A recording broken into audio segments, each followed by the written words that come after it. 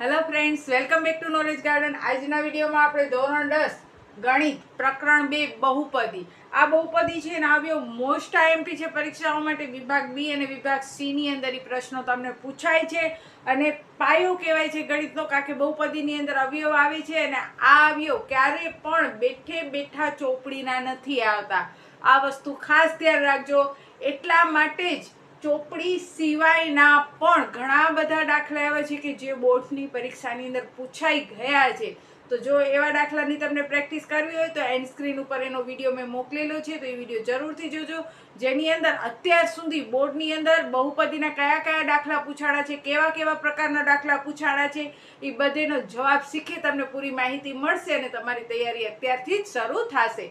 તો હવે આજે આપણે શરૂ કરીએ 2.2 એનો ક્વેશ્ચન નંબર 1, જેની અંદર કહે છે કે નીચે આપેલ બહુપદીના શૂન્ય શોધો અને શૂન્ય અને સહગુણક વચ્ચેનો સંબંધ પણ ચકાસો. શૂન્ય શોધો કેને કહેવાય? તો સૌથી પહેલા અવયવ પાડવાના. જો અવયવ નથી આવડતા તમને તો પાયેથી પાયાના ગણિતમાં અવયવવાળો વિભાગ જરૂરથી જુઓ. પાયેથી પાયાના ગણિતમાં પાયેથી ગણિત શીખવાડ્યું છે. વેકેશન બેન્ચ હતી જેની અંદર જે સૌથી નબળા વિદ્યાર્થીઓ હતા એના માટે આ વેકેશન બેન્ચ હતી, જેમાં પાયેથી પાયાનું ગણિત શીખવાડ્યું છે અને એની અંદર અવયવ પણ શીખવાડ્યા છે અને અહીંયા પણ આપણે અવયવ શીખશું. તો શૂન્ય શોધો એટલે પેલા અવયવ પાડવાના. અવયવ પાડ્યા પછી એક્સ ની તમે જે વેલ્યુ કરો છો એને શૂન્ય કહેવાય. અને શૂન્ય શોધ્યા પછી પણ શૂન્ય અને સહગુણક વચ્ચેનો સંબંધ પણ આપણે ચકાસવાનો છે. તો સૌથી પહેલા જોઈએ આપણે પહેલી રકમ x² ઓછા 2x ઓછા 8. આ રકમ છે, અવયવની આ રકમ છે, કારણ કે 2 ઘાત 1 ઘાત ને 0 ઘાત. સ્ટાર્ટિંગ કેમ કરશું? તો x² ની આગળ કાંઈ નથી એટલે 1 હોય. સાવ પાયેથી સમજાવું છું એટલે જરાક ધ્યાનથી જોજો. સૌથી પહેલો સ્ટેપ શું કરવાનો? પહેલી રકમ અને છેલ્લી રકમનો આપણે ગુણાકાર કરવાનો. તો જો પહેલી રકમ 1, છેલ્લી રકમ 8, પહેલા અને છેલ્લા પદનો ગુણાકાર કરો તો 8 એકા 8, એટલે મેં અહીંયા સાઈડમાં લખી નાખ્યો ગુણાકાર 8. આ સાઈડમાં રફકામ છે, બરોબર? તો 8 એકા 8 એટલે ગુણાકાર 8. પછી છેલ્લી નિશાની જુઓ, કઈ છે? માઇનસની, એટલે આપણને બાદબાકી જોઈએ છે. કેટલી બાદબાકી જોશે? તો વચલા પદ જેટલી. તો વચલો પદ કયો છે? 2. પહેલા અને છેલ્લા પદનો ગુણાકાર કરો એટલો ગુણાકાર જોશે.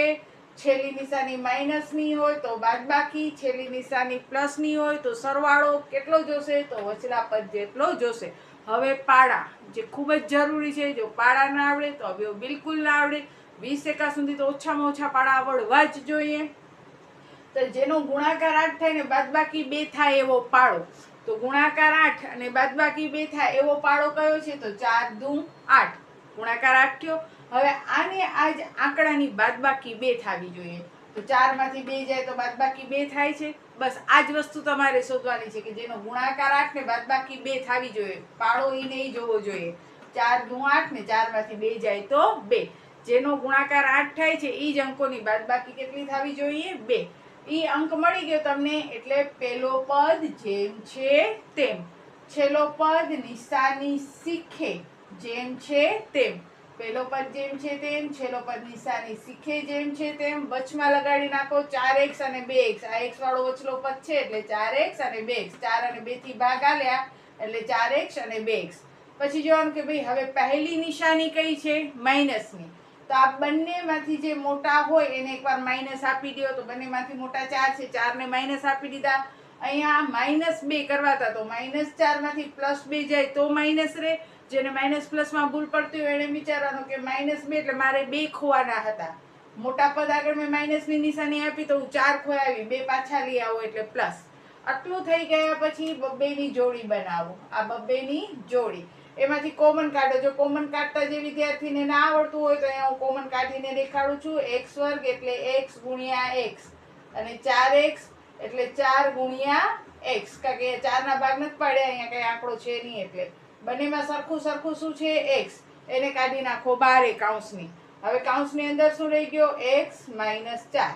x - 4. પછી ચેક કરી લ્યો. x ગુણ્યા x, x નો વર્ગ, x ગુણ્યા 4, 4x થાય છે. હવે બીજી જોડી છે એમાંથી એમ કોમન કાઢવાની જરૂર નથી, કારણ કે એમાંથી આ જ રકમ કોમન નીકળવી જ જોઈએ, x - 4. હવે અહીંયા કને આંકડો શું લગાડવો? તો જો અહીંયા +2x છે તો આ x ને +2 વડે ગુણું તો 2x થઈ જાય અને 2 ચોક કેટલા થાય? 8 થાય. બે કૌંસ સરખા છે, x - 4 ઈ એક વખત. બાકીનો કચરો x પ્લસ 2 એ બીજા કૌંસમાં, કચરો નથી આંકડા છે પણ યાદ રાખવા માટે સરખા કૌંસ એક વખત, બાકીનો કચરો બીજા કૌંસમાં બરાબર 0. તો આ તમને મળ્યા એ અવયવ મળ્યા. શું મળ્યા? આ રકમના અવયવ મળ્યા જે તમે 7મામાં 8મામાં 9મામાં કરીને આવ્યા છો. હવે એના શૂન્ય શોધવાના છે. તો શૂન્ય શોધવા માટે જે અવયવ મળ્યો છે 104 એના બરાબર પણ 0, 102 એના બરાબર પણ 0. -4 બરાબરની આ સાઈડ આવે તો +4 ને +2 બરાબરની આ સાઈડ આવે તો -4. એટલે અહીંયા તમને જે વેલ્યુ મળી એને આપણે કહીએ છીએ શૂન્ય. હવે ધારો કે આ પહેલો શૂન્ય છે એ આલ્ફા કહેવાશે અને બીજો શૂન્ય છે એને આપણે શું કહેશું? બીટા કહેશું. હવે આપણને કહે છે કે શૂન્ય અને સહગુણક વચ્ચેનો સંબંધ ચકાસો. તો શૂન્ય અને સહગુણક વચ્ચેનો સંબંધ જે મેં તમને સૂત્રમાં કીધો હતો કે શૂન્યનો સરવાળો એટલે કે જે શૂન્ય મળ્યા છે એને નામ આપી દીધા આલ્ફા બીટા. તો આ શૂન્યનો સરવાળો. તો સહગુણક વચ્ચેનો સંબંધ શું છે? તો આલ્ફા પ્લસ બીટા બરાબર -b ના છેદમાં -b ના છેદમાં a. અહીંયા a b c શું છે એ આપણે જોઈ લઈએ પહેલા. તો જો x વર્ગની આગળ જે સહગુણક હોય એને a કહેવાય એટલે a શું થઈ જશે? 1. x નો સહગુણક છે એને b કહેવાય તો b -2. નિશાની શીખે લખવાનો. x વર્ગની આગળ જે હોય x વર્ગનો સહગુણક એને a કહેશું, x ની આગળ જે હોય સહગુણક એને આપણે b કહેશું પણ નિશાની શીખે લખવાનો, અને x વગરનો હોય એને c કહેશું અચળ પદ -8. હવે શૂન્યનો સરવાળો અને સહગુણક વચ્ચેનો સંબંધ. તો સંબંધ આ રીતનો છે. આ સૂત્ર યાદ રાખજો. આ બે વચ્ચેનો સંબંધ છે આલ્ફા પ્લસ બીટા બરાબર તમે એ શબ્દમાં લખી શકો છો x નો સહગુણક છેદમાં અચળ છેદમાં x વર્ગનો સહગુણક. x નો સહગુણક છેદમાં x વર્ગનો સહગુણક આગળ માઇનસની નિશાની.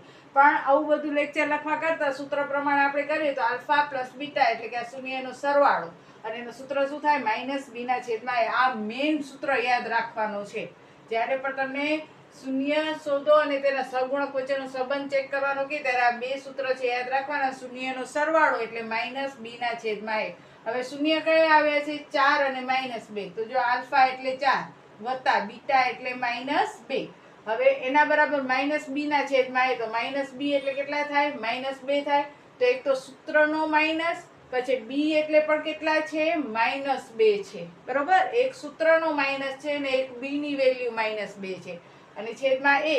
તો x વર્ગનો સહગુણક કોઈ નથી એટલે 1. હવે જો અહીંયા પ્લસ માઇનસ માઇનસ 4 માંથી 2 જાય તો 2 અને માઇનસ માઇનસ પ્લસ 2 ના છેદમાં 1 એટલે પણ કેટલા થયા? 2. તો આ થયો રિલેશન. એ રિલેશન કેવો થવો જોઈએ? સરખો જ થવો જોઈએ તો જ તમારો દાખલો સાચો હોય. પછી છે આલ્ફા બીટા. તો આલ્ફા બીટા એટલે કે શૂન્યનો ગુણાકાર અને એનો નિયમ થાય શૂન્ય વચ્ચેનો સંબંધ થાય c ના છેદમાં a. તો જો આલ્ફા બીટા એટલે 4 ગુણ્યા -2 અને c એટલે અચળ પદ -8 અને a એટલે તો 1 છે જ. તો 4 દુ -8 ને -8 તો આ બે પણ સરખા થઈ ગયા. તો આ શૂન્ય વચ્ચેનો આપણે સંબંધ ચકાસ્યો કહેવાય. હવે આ જે અવયવ મેં તમને શીખવાડ્યા એની ટૂંકી રીત પણ છે. કારણ કે ઘણા બધા વિદ્યાર્થીઓ કહે છે કે બેન એક ઓલી તમે કરાવી હતી આ ટાઈપની સૂનચોકડીની રીતની એ રીત કરાવો. આ રીત છે ટૂંકી રીત જ છે, આનાથી અવયવ પડે પણ આ રીત તમે 10મા ધોરણની અંદર લખી ન શકો. આ તમે માત્ર રફ કામમાં કરી શકો. અને જેને શૂન્યની ચોકડી ગુણાકારની રીતની નથી ખબર તો ધોરણ 8 થી 10 ના અવયવની સરળ રીતની અંદર મેં કરાવેલી છે. તો જોઈ લેજો એની અંદર. એ પણ હું એન્ડ સ્ક્રીનમાં મૂકી દઈશ તો તમે એ જોઈ શકશો. તો આ થયો આપણો અવયવ. પેલા અવયવ પાડો. અવયવ પાડ્યા પછી x ની વેલ્યુ શોધો એટલે આલ્ફા અને બીટા થાય. એનો સરવાળો -b ના છેદમાં a જેટલો થવો જોઈએ ને ગુણાકાર c ના છેદમાં a જેટલો થવો જોઈએ. ધોરણ 10 બોર્ડ છે એટલે અહીંયા કને અવયવ તમારે કમ્પલસરી આ રીતે જ કરવાના રહેશે. હવે આપણે જોઈએ બીજો દાખલો. બીજો દાખલો છે 4s વર્ગ -4s પ્લસ 1. આ s છે 45 નથી. બરોબર? તો એ જ રૂલ્સ પ્રમાણે સૌથી પહેલા શું કરવાનો? પહેલા અને છેલ્લાનો ગુણાકાર એટલે 4 એકા 4 ગુણાકાર 4 જોઈએ છે. પછી છેલ્લી નિશાની જોવાની પ્લસ છે એટલે સરવાળો. સરવાળો પણ કેટલો જોઈએ છે આપણને? 4. ગુણાકાર 4 એકા 4 સરવાળો પણ 4. હવે એવો પાડો ગોતો. તો જુઓ 2 દુ 4 અને એનો સરવાળો કરો તો 2 + 2 પણ કેટલા થયા? 4 થયા. પહેલી રકમ જેમ છે તેમ, છેલ્લો પદ પણ જેમ છે તેમ. પહેલો પદ જેમ છે તેમ, છેલ્લો પદ જેમ છે તેમ. વચ્ચે આપણે આ બેને લગાડવાના, પાછળ એસ લગાડવાનું, કારણ કે વચલા પદમાં એસ છે એટલે. હવે અહીંયા કઈ નિશાની લખવી? તો અહીંયા માઇનસ છે તો બંનેમાંથી જે મોટા હોય એને માઇનસ કરો, પણ અહીંયા તો બંને સરખા છે એટલે બંનેને માઇનસ દઈ દો. તો -2 ને -2 -4 થાય. બરોબર? આ નિયમ તમને આવડવું જોઈએ કે -2 એટલે -4. હવે બબ્બેની જોડી, જો સામાન્ય કાઢતા ન આવડતા હોય તો અહીંયા સામાન્ય તમે કાઢી શકો. 4 ના અવયવ પાડો, 2 દુ 4, s ગુણ્યા s એટલે s નો વર્ગ, એને કૌંસમાં પૂરી નાખો. 2 ગુણ્યા s, આ બીજો કૌંસ. બંનેમાં સરખું શું છે? 2s આમાંય છે, 2s આમાંય છે, એટલે 2s નીકળી ગયા 12. હવે અહીંયા શું રહી ગયો? 2s, એટલે કૌંસમાં રહી ગયા 2s. પછી માઇનસ, તો માઇનસ. અને અહીંયા કાંઈ નથી રહ્યું, કારણ કે આ 2s તો બારે નીકળી ગયા. જેનું કોઈ ના હોય એનું ગણિતમાં શું હોય? 1 હોય. ચેક કરી લ્યો. 2 દુ 4, s નો વર્ગ અને 2s એકા 2s. હવે જે બીજો કૌંસ છે એ બીજો કૌંસ ઈ જ હોવો જોઈએ, એટલે આપણે 2s ઓછા 1 લખી જ નાખવાનો. 2s ઓછા 1 અમે લખી જ નાખ્યો. તો જુઓ અહીંયા માઇનસ, તો માઇનસ. 2s તો 2s છે, તો એને ઈ નહીં રાખવા માટે મારે એને કેટલા વડે ગુણવાના? 1 વડે. એટલે 2s એકા 2s, 1 એકા 1, માઇનસ માઇનસ પ્લસ. થઈ ગયું પોતાની રીતે. હવે બે કૌંસ સરખા છે, આપણે કેટલી વાર લખવાના? 1 વખત. અને બાકીનો કચરો તો 2s ઓછા 1 જ છે, ઈ લખવાનો આપણે બીજા કૌંસમાં. એના બરાબર 0. બધે અહીંયા બરાબર શું કરી નાખવાનો? 0. હવે આ અવયવ થયા. હવે આના ઉપરથી આપણે શોધવાના એના શૂન્ય, એટલે કે પહેલા કૌંસનો જે અવયવ આવ્યો છે એના બરાબર પણ 0 અને આ બીજી રકમ બરાબર પણ શું થઈ જશે? 0. 2s, આ -1 બરાબર ને આ સાઈડ આવે તો +1, અહીંયા પણ 2s, આ -1 બરાબર ને આ સાઈડ આવે તો +1. એટલે s બરાબર 1 ના છેદમાં આ બે ગુણાકારમાં, અહીંયા આવે તો ભાગાકારમાં. એટલે આપણને મળ્યો આ આલ્ફા અને આ મળ્યો આપણને બીટા.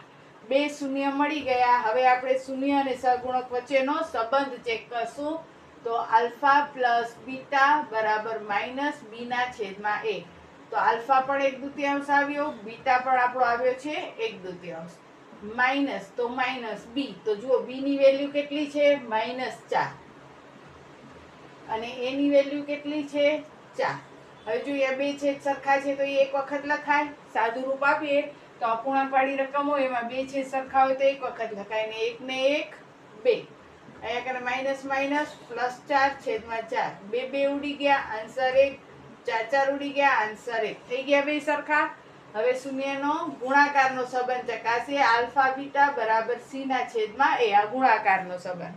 તો 1/2 ગુણ્યા 1/2 બરાબર c. c એટલે કેટલા? 1 અને a એટલે 4. તો જુઓ 1 એકા 1, 2 દુ 4 ને આ પણ 1 ના છેદમાં 4. તો શૂન્ય અને સહગુણક વચ્ચેનો સંબંધ ચેક થયો. તો આજના દાખલામાં બસ આ બે જ અવયવ મેં કરાવ્યા છે. નેક્સ્ટ વિડીયોમાં આપણે આગળ અવયવ કરશું. અને આ અવયવ છે ધ્યાનથી સમજજો. જેટલી વાર ન આવડે તેટલી વાર રિપીટ કરી વિડીયો અને જુઓ. આવડશે જ અને આવડવા જ જોઈએ. બહુ ઇમ્પોર્ટન્ટ છે ને પરીક્ષામાં 2 થી 3 માર્ક્સમાં તમને પૂછાય છે. તો જો વિડીયો ગમ્યો હોય તો તમારા ફ્રેન્ડ્સને જરૂરથી શેર કરજો, જેથી કરીને ફ્રી શિક્ષાનો લાભ છે બધા જ વિદ્યાર્થીઓ મેળવી શકે. ત્યાં સુધી બધાને જય હિન્દ, જય ભારત. સૌ ભણે સૌ આગળ વધે. બાય.